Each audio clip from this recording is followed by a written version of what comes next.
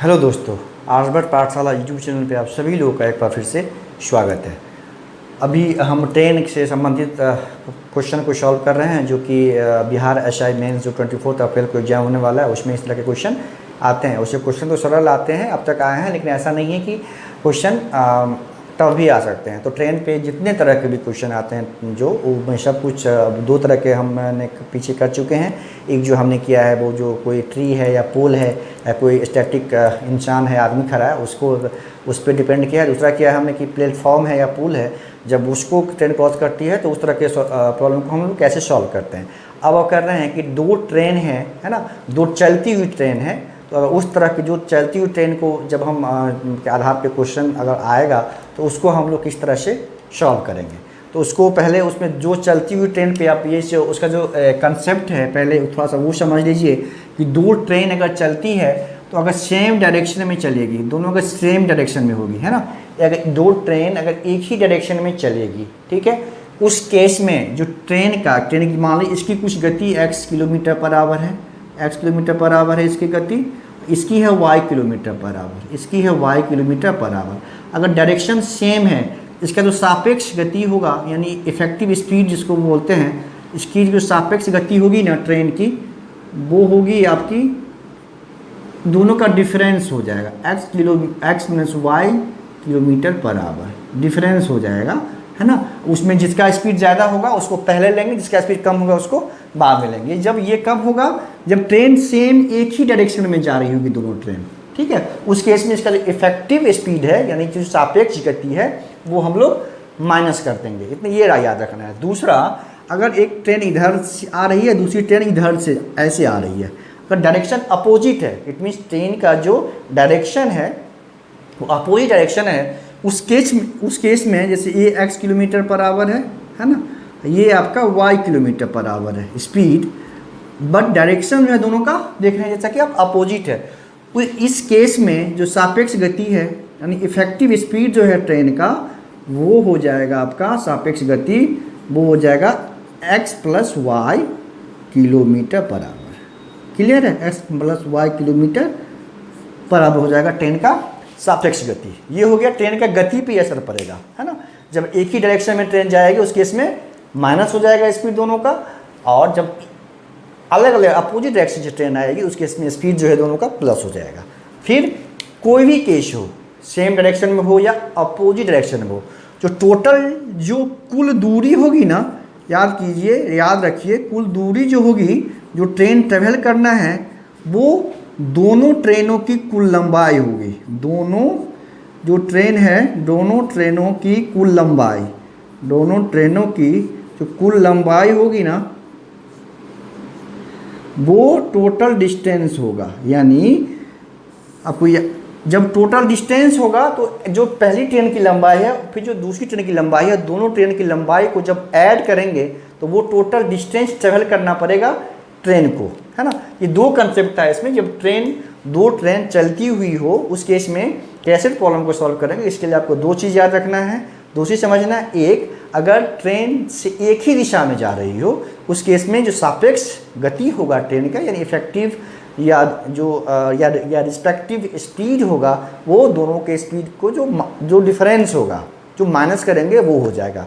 अगर ट्रेन का direction opposite हो उस केस में जो उसका जो स्पीड होगा, सापेक्ष जो गति होगी या इफेक्टिव स्पीड जो होगा, वो दोनों के स्पीड को ऐड कर देंगे, ठीक है।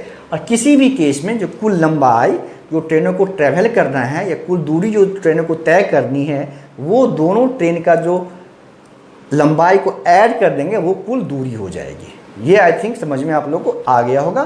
फिर इस पर कुछ सम करेंगे, ये कंसेप्ट और अच्छे से आप लोग को समझ में आ जाएगा। ये दो कंसेप्ट था, इस पर दो ट्रेन एक ही दिशा में या विपरीत दिशा में अगर ट्रेवल कर रही हो उस केस में उसकी सापेक्ष गति क्या होगी और उसकी कुल दूरी जो ट्रेन को तय करना है वो क्या होगा, ठीक है। अब क्वेश्चन देखिए, दो ट्रेन है, ठीक है, एक का लेंथ है मान लीजिए 190 मीटर, एक ट्रेन का लेंथ है 190 मीटर, दूसरी ट्रेन का लेंथ है 250 मीटर, ठीक, 250 मीटर दूसरी ट्रेन की लंबाई है, 250 है, ये 230 मीटर ट्रेन की लंबाई है। तो एक का स्पीड है 35 किलोमीटर पर आवर, इसकी स्पीड है 35 किलोमीटर पर आवर, पहली वाली ट्रेन की, है ना। इसकी स्पीड है 55 किलोमीटर पर आवर, इसकी स्पीड है 55 किलोमीटर पर आवर, ठीक है, स्पीड है। तो जब दोनों एक ही डायरेक्शन में चल रही हो, जो दोनों का डायरेक्शन सेम हो, ट्रेन 1 ट्रेन 2 का जब डायरेक्शन सेम हो, तो ये पूछ रहा है हमें, तो तेज़ गाड़ी धीमी गाड़ी को कितने समय में पार कर लेगी। तो तेज़ गाड़ी जो है, जो स्पीड ज़्यादा है, डेफिनेटली ये पार कर लेगी।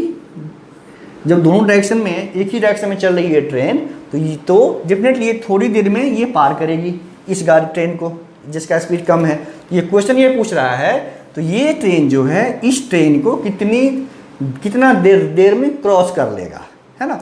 अब देखिए डायरेक्शन सेम है, अभी हमने कंसेप्ट समझा कि डायरेक्शन सेम हो, है ना। उस केस में सापेक्ष गति क्या हो जाएगा, उस केस में सापेक्ष गति, ट्रेन की जो सापेक्ष गति हो जाएगी, इफेक्टिव स्पीड जिसको बोलते हैं या रिस्पेक्टिव स्पीड बोलते हैं, वो हो जाएगा हमारा सापेक्ष गति एक ही दिशा में माइनस होगा 55 माइनस 35, ठीक है।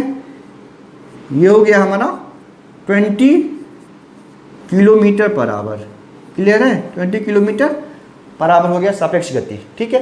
ट्रेन की लंबाई, यानी दोनों ट्रेन की जो लंबाई, कुल लंबाई होगी ना, उतना ही दूरी इस ट्रेन को ट्रेवल करना पड़ेगा इसको क्रॉस करने के लिए। तो टोटल डिस्टेंस क्या होगा, ये हो जाएगा आपका 190 प्लस 230, है ना।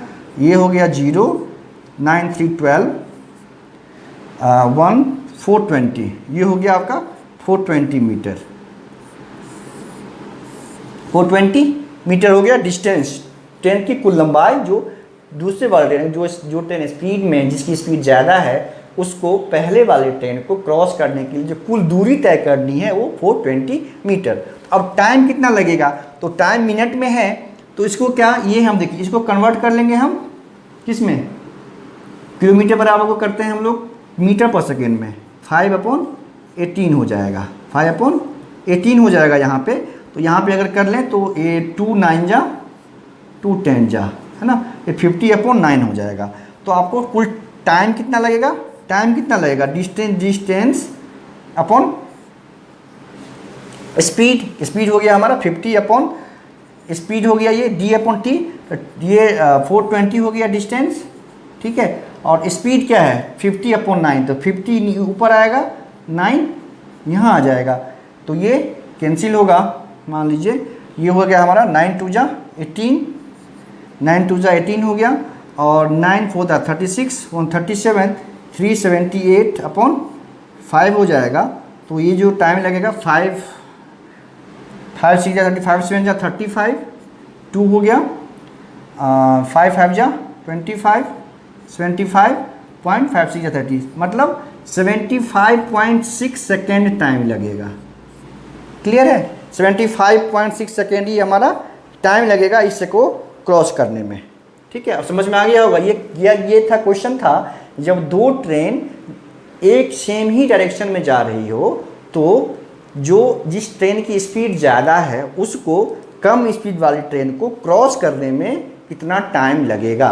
तो यहाँ पे दोनों की लंबाई दे रखा है, ये दोनों की लंबाई है, पहले वाले की लंबाई ये है, दूसरे वाले की लंबाई ये है। तो हमने बताया जब भी एक ही दिशा में ट्रेन जा रही हो, उस केस में आपको करना क्या है कि जो उसका जो सापेक्ष गति हो जाएगा, वो उसको जिसके स्पीड ज़्यादा है उसमें से कम वाले को माइनस कर लेंगे। तो 55 माइनस 35, ये 20 किलोमीटर पर आवर ट्रेन की सापेक्ष गति हो गई।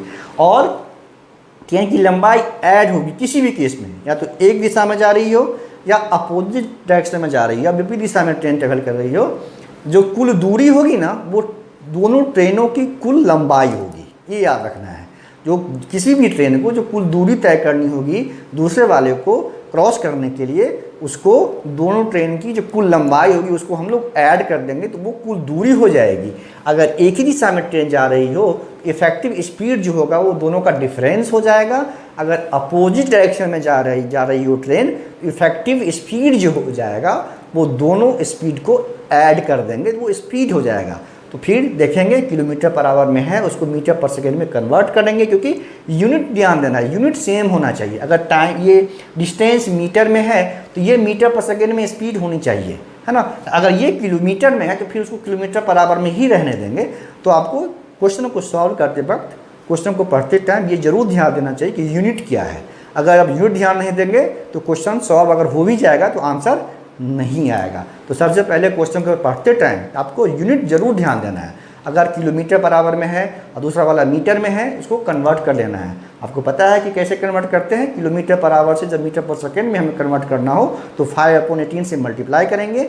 जब मीटर पर सेकेंड से हमें किलोमीटर पर आवर में कन्वर्ट करना हो तो 18/5 से मल्टीप्लाई करेंगे। ये था सेम डायरेक्शन का। मैं अगर ट्रेन जा रही हो उस तरह के क्वेश्चन को हम लोग किस करते हैं, जो कि ट्रेन का जब डायरेक्शन हो, जब अपोजिट डायरेक्शन हो। अभी हमने जस्ट किया जो ट्रेन एक ही दिशा में जा रही है उस केस में कैसे उस तरह के सम को सॉल्व करते हैं। एक उसी तरह के सम को करते हैं जब ट्रेन अपोजिट डायरेक्शन में जा रही हो। मान लीजिए दो ट्रेन है जिसका दिया हुआ है कि एक ट्रेन दोनों का जो स्पीड है, दोनों का स्पीड है 50 किलोमीटर पर आवर, है ना। दोनों का स्पीड है 50 किलोमीटर पर आवर। इसका भी स्पीड है 50 किलोमीटर पर आवर, ठीक है, kilometre per our.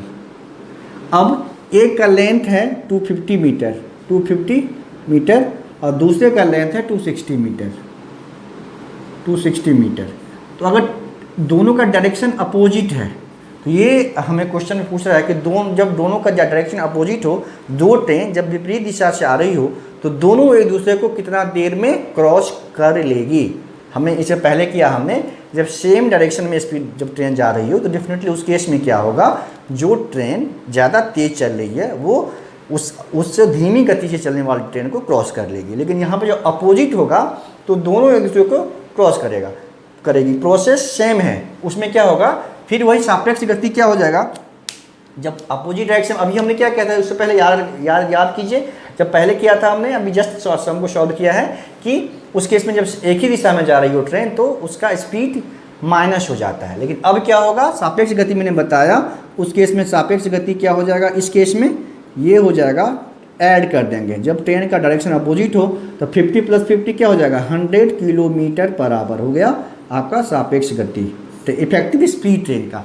Total distance, कुल दूरी कितना तय करना पड़ेगा, ये देखिए कुल दूरी हो जाएगी कितनी तय करनी पड़ेगी आप ट्रेन को, 250 + 260, है ना। ये दोनों मिला के हो जाएगा 510 मीटर। क्लियर है, 510 मीटर। अब देखिए ये मीटर में है तो टाइम लगेगा वो कुल दूरी डिवाइड बाय कुल जो इसका जो इफेक्टिव स्पीड है, सापेक्ष गति है।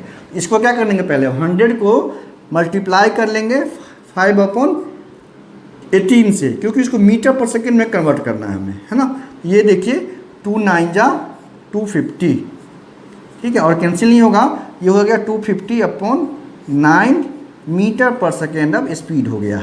इफेक्ट सापेक्ष गति हो गई जो दोनों ट्रेन की, प्लस करने के बाद 250/9। अब देखिए अब टाइम कितना लगेगा, टाइम लगेगा कितना, स्पीड दूरी कितनी है 510 मीटर, 510 मीटर अपॉन 250/9, ठीक है। अब देखिए 510, ये 9 ऊपर चला जाएगा, ये हो जाएगा 250, ये हो जाएगा 250, तो ये हमारा कैंसिल हो जाएगा।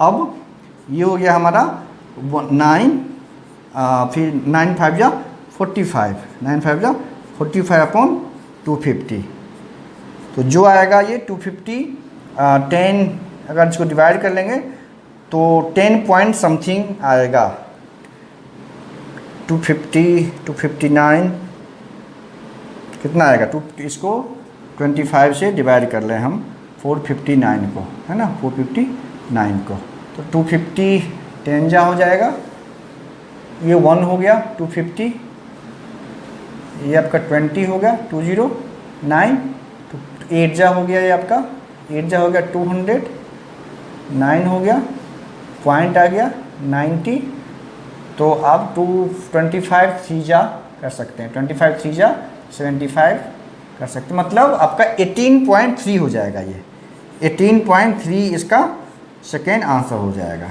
ठीक है। इतना टाइम लगेगा इसको क्रॉस करने में। ये क्लियर है, 18.3 18.4 आप ले सकते हैं, अप्रॉक्स करके ले सकते हैं इसको, आप अप्रॉक्स हो जाएगा, ये अप्रॉक्स करके इसको आप ले सकते हैं।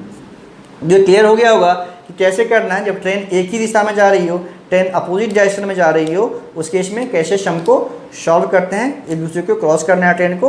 तो हमने इस तरह का सम सॉल्व किया। आगे कुछ टाइप के सम और बच रहे हैं, जैसे कि अगर मान लीजिए ट्रेन के अंदर कोई व्यक्ति बैठा है ना, और जब ट्रेन सेम डायरेक्शन में जा रही हो, अपोजिट डायरेक्शन में जा रही हो, उस केस में उसको क्रॉस करने में कितना टाइम लगेगा।